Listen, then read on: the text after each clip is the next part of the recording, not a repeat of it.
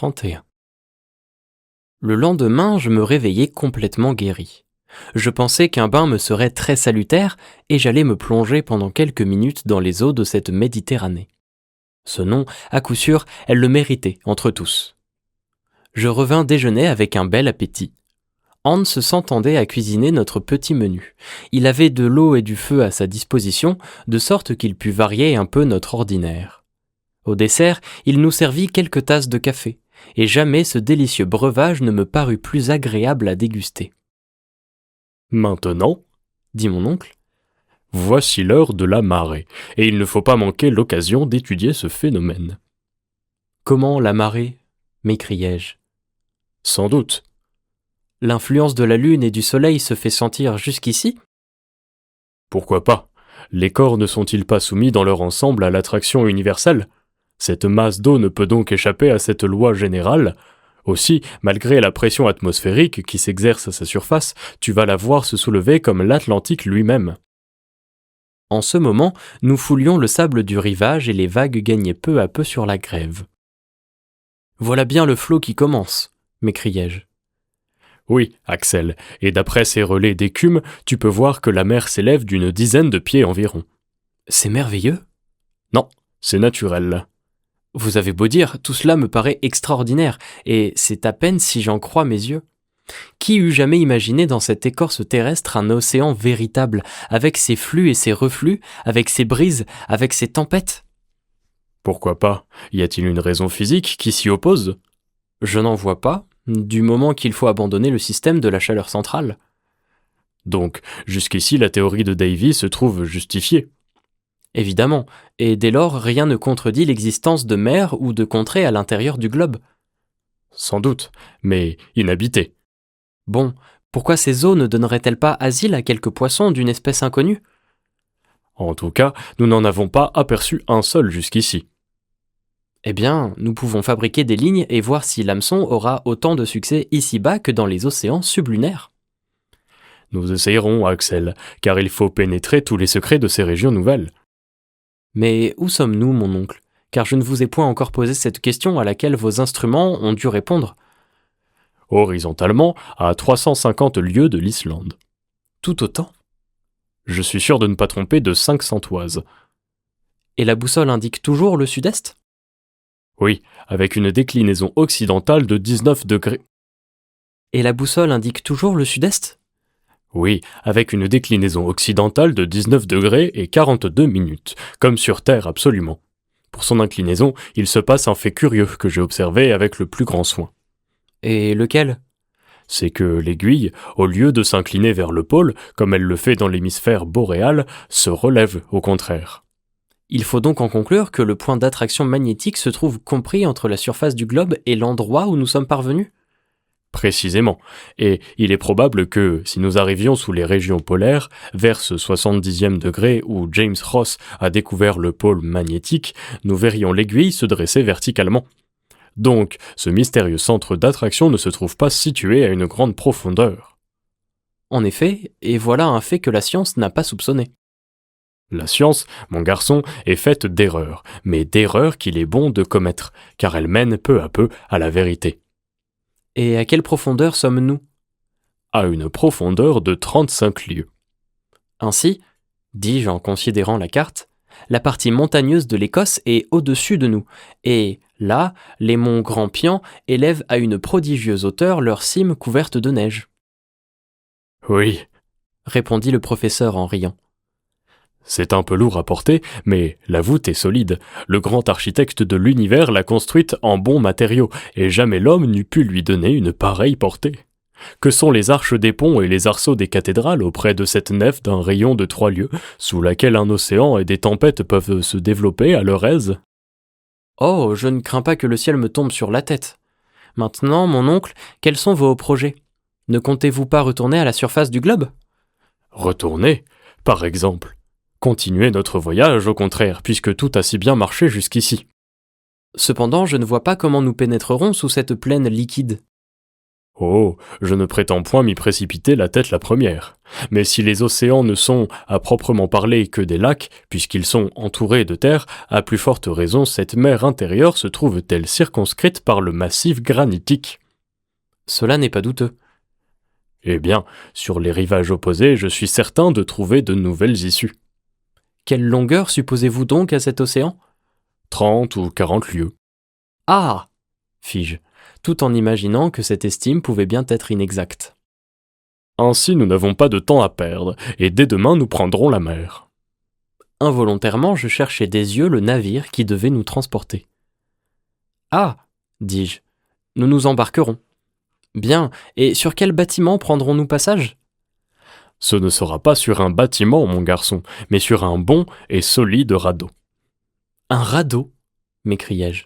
Un radeau est aussi impossible à construire qu'un navire, et je ne vois pas trop... Tu ne vois pas, Axel, mais si tu écoutais, tu pourrais entendre. Entendre? Oui, certains coups de marteau qui t'apprendraient que Hans est déjà à l'œuvre. Il construit un radeau? Oui. Comment? Il a déjà fait tomber des arbres sous sa hache? Oh, les arbres étaient tous abattus. Viens, et tu le verras à l'ouvrage. Après un quart d'heure de marche, de l'autre côté du promontoire qui formait le petit port naturel, j'aperçus Hans au travail. Quelques pas encore et je fus près de lui. À ma grande surprise, un radeau à demi terminé s'étendait sur le sable. Il était fait de poutres d'un bois particulier, et un grand nombre de madriers, de courbes, de couples de toute espèce, jonchaient littéralement le sol. Il y avait là de quoi construire une marine entière. « Mon oncle !» m'écriai-je. « Quel est ce bois ?» C'est du pin, du sapin, du bouleau, toutes les espèces des conifères du Nord, minéralisées sous l'action des eaux de la mer. Est-il possible? C'est ce qu'on appelle du surtarbrandur, ou bois fossile. Mais alors, comme les lignites, il doit avoir la dureté de la pierre, et il ne pourra flotter. Quelquefois cela arrive, il y a de ces bois qui sont devenus de véritables anthracites, mais d'autres, tels que ceux-ci, n'ont encore subi qu'un commencement de transformation fossile. Regarde plutôt, ajouta mon oncle en jetant à la mer une de ses précieuses épaves. Le morceau de bois, après avoir disparu, revint à la surface des flots et oscilla au gré de leurs ondulations. « Es-tu convaincu » dit mon oncle. Convaincu surtout que cela n'est pas croyable. Le lendemain soir, grâce à l'habileté du guide, le radeau était terminé. Il avait 10 pieds de long sur 5 de large. Les poutres de surtarbrandur, reliées entre elles par de fortes cordes, offraient une surface solide et, une fois lancée, cette embarcation improvisée flotta tranquillement sur les eaux de la mer Lindenbrock. 32. Le 13 août, on se réveilla de bon matin. Il s'agissait d'inaugurer un nouveau genre de locomotion rapide et peu fatigant. Un mât fait de 2 bâtons jumelés, une vergue formée d'un 3e, une voile empruntée à nos couvertures composaient tout le gréement du radeau. Les cordes ne manquaient pas, le tout était solide. À 6 heures, le professeur donna le signal d'embarquer. Les vivres, les bagages, les instruments, les armes et une notable quantité d'eau douce se trouvaient en place. Hans avait installé un gouvernail qui lui permettait de diriger son appareil flottant. Il se mit à la barre. Je détachai l'amarre qui nous retenait au rivage. La voile fut orientée et nous débordâmes rapidement. Au moment de quitter le petit port, mon oncle, qui tenait à sa nomenclature géographique, voulut lui donner un nom, le mien entre autres. « Ma foi, dis-je, j'en ai un autre à vous proposer. »« Lequel ?»« Le nom de Graüben. Port Graüben, cela fera très bien sur la carte. » Va pour Port Graüben. Et voilà comment le souvenir de ma chère Virlandaise se rattacha à notre heureuse expédition. La brise soufflait du nord-est. Nous filions vent arrière avec une extrême rapidité. Les couches très denses de l'atmosphère avaient une poussée considérable et agissaient sur la voile comme un puissant ventilateur. Au bout d'une heure, mon oncle avait pu se rendre compte de notre vitesse. « Si nous continuons à marcher ainsi, dit-il, nous ferons au moins 30 lieues par 24 heures et nous ne tarderons pas à reconnaître les rivages opposés. » Je ne répondis pas et j'allais prendre place à l'avant du radeau. Déjà la côte septentrionale s'abaissait à l'horizon. Les deux bras du rivage s'ouvraient largement comme pour faciliter notre départ. Devant mes yeux s'étendait une mer immense. De grands nuages promenaient rapidement à sa surface leur ombre grisâtre, qui semblait peser sur cette eau morne. Les rayons argentés de la lumière électrique, réfléchis çà et là par quelques gouttelettes, faisaient éclore des points lumineux sur les côtés de l'embarcation. Bientôt, toute terre fut perdue de vue, tout point de repère disparut, et sans le sillage écumeux du radeau, j'aurais pu croire qu'il demeurait dans une parfaite immobilité. Vers midi, des algues immenses vinrent onduler à la surface des flots. Je connaissais la puissance végétative de ces plantes qui rampent à une profondeur de plus de 12 000 pieds au fond des mers, se reproduisent sous une pression de près de 400 atmosphères et forment souvent des bancs assez considérables pour entraver la marche des navires. Mais jamais, je crois, algues ne furent plus gigantesques que celles de la mer Lindenbrock. Notre radeau longea des fucus longs de 3 et 4 000 pieds, immenses serpents qui se développaient hors de la portée de la vue. Je m'amusais à suivre du regard leur ruban infini, croyant toujours en atteindre l'extrémité, et pendant des heures entières ma patience était trompée, sinon mon étonnement. Quelle force naturelle pouvait produire de telles plantes, et quel devait être l'aspect de la terre au premier siècle de sa formation, quand, sous l'action de la chaleur et de l'humidité, le règne végétal se développait seul à sa surface. Le soir arriva. Ainsi que je l'avais remarqué la veille, l'état lumineux de l'air ne subit aucune diminution. C'était un phénomène constant sur la durée duquel on pouvait compter. Après le souper, je m'étendis au pied du mât et je ne tardai pas à m'endormir au milieu d'indolentes rêveries. Hans, immobile au gouvernail, laissait courir le radeau qui, d'ailleurs, poussé vent arrière, ne demandait même pas à être dirigé. Depuis notre départ de Port Grauben, le professeur Lindenbrock m'avait chargé de tenir le journal du bord, de noter les moindres observations, de consigner les phénomènes intéressants, la direction du vent, la vitesse acquise, le chemin parcouru, en un mot, tous les incidents de cette étrange navigation. Je me bornerai donc à reproduire ici ces notes quotidiennes, écrites pour ainsi dire sous la dictée des événements, afin de donner un récit plus exact de notre traversée. Vendredi 14 août. Brise égale du nord-ouest. Le radeau marche avec rapidité et en ligne droite. La côte reste à 30 lieues sous le vent. Rien à l'horizon. L'intensité de la lumière ne varie pas. Beau temps, c'est-à-dire que les nuages sont fort élevés, peu épais et baignés dans une atmosphère blanche comme serait de l'argent en fusion. Thermomètre 32 degrés Celsius. À midi, Hans se prépare un hameçon à l'extrémité d'une corde. Il l'amorce avec un petit morceau de viande et le jette à la mer. Pendant 2 heures, il ne prend rien. Ces eaux sont donc inhabitées ? Non. Une secousse se produit. Hans tire sa ligne et ramène un poisson qui se débat vigoureusement. « Un poisson » s'écrie mon oncle. « C'est un esturgeon » m'écriai-je à mon tour. « Un esturgeon de petite taille. » Le professeur regarde attentivement l'animal et ne partage pas mon opinion.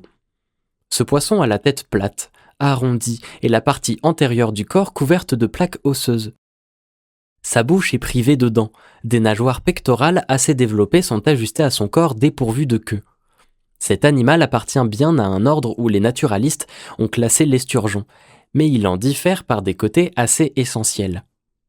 Mon oncle ne s'y trompe pas, car après un assez court examen, il dit « Ce poisson appartient à une famille éteinte depuis des siècles et dont on retrouve des traces fossiles dans le terrain dévonien. »« Comment ?»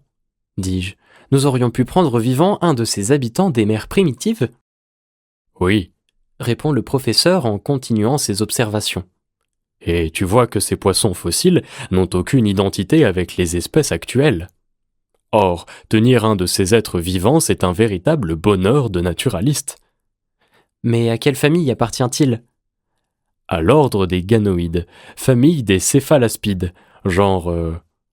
Eh bien ? Genre des pterichthys, j'en jurerais. Mais celui-ci offre une particularité qui, dit-on, se rencontre chez les poissons des eaux souterraines. Laquelle ? Il est aveugle. Aveugle ? Non seulement aveugle, mais l'organe de la vue lui manque absolument. Je regarde. Rien n'est plus vrai. mais ce peut être un cas particulier. La ligne est donc amorcée de nouveau et rejetée à la mer. Cet océan, à coup sûr, est fort poissonneux, car en 2 heures nous prenons une grande quantité de pterichthys, ainsi que des poissons appartenant à une famille également éteinte, les diptérides, mais dont mon oncle ne peut reconnaître le genre. Tous sont dépourvus de l'organe de la vue. Cette pêche inespérée renouvelle avantageusement nos provisions. Ainsi donc, cela paraît constant, cette mer ne renferme que des espèces fossiles, dans lesquelles les poissons comme les reptiles sont d'autant plus parfaits que leur création est plus ancienne. Peut-être rencontrerons-nous quelques-uns de ces sauriens que la science a su refaire avec un bout d'ossement ou de cartilage. Je prends la lunette et j'examine la mer. Elle est déserte. Sans doute nous sommes encore trop rapprochés des côtes. Je regarde dans les airs. Pourquoi quelques-uns de ces oiseaux reconstruits par l'immortel Cuvier ne battraient-ils pas de leurs ailes ces lourdes couches atmosphériques ? Les poissons leur fourniraient une suffisante nourriture. J'observe l'espace, mais les airs sont inhabités comme les rivages. Cependant, mon imagination m'emporte dans les merveilleuses hypothèses de la paléontologie. Je rêve tout éveillé. Je crois voir à la surface des eaux ces énormes chersites, ces tortues antédiluviennes, semblables à des îlots flottants. Il me semble que sur les grèves assombries passent les grands mammifères des premiers jours, le Leptotherium, trouvé dans les cavernes du Brésil, le Mericotherium, venu des régions glacées de la Sibérie. Plus loin, le pachyderme Lophiodon, ce tapir gigantesque, se cache derrière les rocs, prêt à disputer sa proie à l'Onoplotherium, animal étrange qui tient du rhinocéros, du cheval, de l'hippopotame et du chameau, comme si le Créateur, pressé aux premières heures du monde, eût réuni plusieurs animaux en un seul. Le mastodonte géant fait tournoyer sa trompe et broie sous ses défenses les rochers du rivage, tandis que le Mégatherium, arc-bouté sur ses énormes pattes, fouille la terre en éveillant par ses rugissements l'écho des granites sonores. Plus haut, le Protopithèque, le premier singe apparu à la surface du globe, gravit les cimes ardues. Plus haut encore, le ptérodactyle, à la main ailée, glisse comme une large chauve-souris sur l'air comprimé. Enfin, dans les dernières couches, des oiseaux immenses, plus puissants que le casoar, plus grands que l'autruche, déploient leurs vastes ailes et vont donner de la tête contre la paroi de la voûte granitique. Tout ce monde fossile renaît dans mon imagination. Je me reporte aux époques bibliques de la création, bien avant la naissance de l'homme, lorsque la terre incomplète ne pouvait lui suffire encore. Mon rêve alors devance l'apparition des êtres animés. Les mammifères disparaissent, puis les oiseaux, puis les reptiles de l'époque secondaire, et enfin les poissons, les crustacés, les mollusques, les articulés. Les zoophytes de la période de transition retournent au néant à leur tour. Toute la vie de la Terre se résume en moi, et mon cœur est seul à battre dans ce monde dépeuplé. Il n'y a plus de saison, il n'y a plus de climat. La chaleur propre du globe s'accroît sans cesse et neutralise celle de l'astre radieux. La végétation s'exagère. Je passe comme une ombre au milieu des fougères arborescentes, foulant de mon pas incertain les marnes irisées et les grès bigarrés du sol. Je m'appuie au tronc des conifères immenses, je me couche à l'ombre des spénophiles, des astérophiles et des lycopodes hauts de 100 pieds. Les siècles s'écoulent comme des jours. Je remonte la série des transformations terrestres. Les plantes disparaissent. Les roches granitiques perdent leur dureté. L'état liquide va remplacer l'état solide sous l'action d'une chaleur plus intense. Les eaux courent à la surface du globe. Elles bouillonnent, elles se volatilisent, les vapeurs enveloppent la Terre qui peu à peu ne forme plus qu'une masse gazeuse, portée au rouge-blanc, grosse comme le soleil et brillante comme lui. Au centre de cette nébuleuse, 1400 000 fois plus considérable que ce globe qu'elle va former un jour, je suis entraîné dans les espaces planétaires. Mon corps se subtilise, se sublime à son tour et se mélange comme un atome impondérable à ces immenses vapeurs qui tracent dans l'infini leur orbite enflammée. Quel rêve! Où m'emporte-t-il? Ma main fiévreuse en jette sur le papier les étranges détails. J'ai tout oublié, et le professeur, et le guide, et le radeau. Une hallucination s'est emparée de mon esprit. « Qu'as-tu » dit mon oncle. Mes yeux tout ouverts se fixent sur lui sans le voir. « Prends garde, Axel, tu vas tomber à la mer. » En même temps, je me sens saisir vigoureusement par la main de Hans. Sans lui, sous l'empire de mon rêve, je me précipitais dans les flots. Est-ce qu'il devient fou? S'écrie le professeur. Qu'y a-t-il? Dis-je enfin en revenant à moi. Es-tu malade? Non, j'ai eu un moment d'hallucination, mais il est passé. Tout va bien d'ailleurs? Oui, bonne brise, belle-mère. Nous filons rapidement, et si mon estime ne m'a pas trompé, nous ne pouvons tarder à atterrir. À ces paroles, je me lève, je consulte l'horizon. Mais la ligne d'eau se confond toujours avec la ligne des nuages.